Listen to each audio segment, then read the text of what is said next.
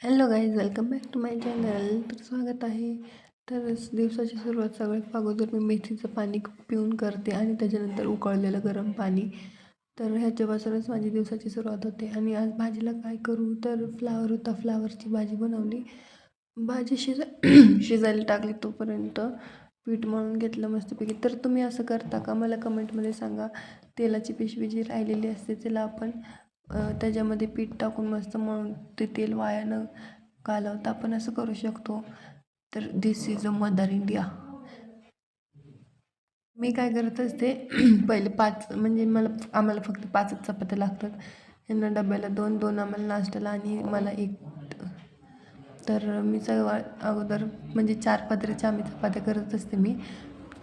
तर मी काय करते, गॅस तापायला ठेवला आहे तोपर्यंत गॅस तापोपर्यंत ते 5 चपात्याचे मस्त असे 4 पदर करून गोळे करून ठेवत असते. म्हणजे मला तव्यावरची चपाती लाटूपर्यंतही मस्त म्हणजे खालची चपाती तयार असते. सकाळची माझी एवढी घाई असते ना, मला 9 वाजेपर्यंत मला कपडे, भांडी, फरशी, स्वयंपाक सगळं उरकून घ्यावं लागतं. जोपर्यंत पिल्ल्याचे पप्पा आहेत तोपर्यंतच मला सगळे कामं उरकून घ्यावी लागतात.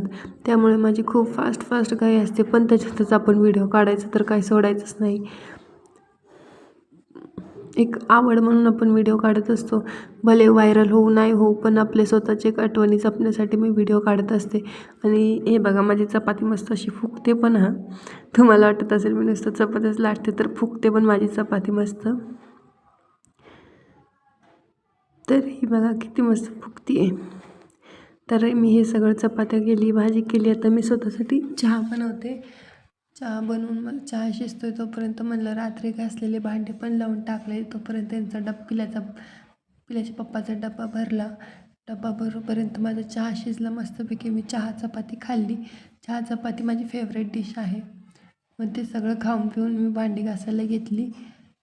भांडी घासून मस्त किचन घासून माझं घेतलं, मस्त सगळं स्वच्छ करून ठेवलं.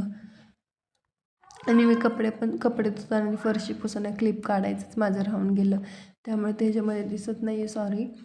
तर माझं एवढं सगळं काम मी पटकन करत असते, कारण मला पिल्याला वेळ द्यायचा असतो. मला त्याला बाहेर खेळवायचं असतं. घरामध्ये राहून पण एक लेकरं म्हणजे असे एकलकोंडे होतात, त्याच्यामुळे मी त्याला बाहेर घेऊन जात असते त्याला खेळायला. त्यासाठीच मी पटकन माझी कामं उरकत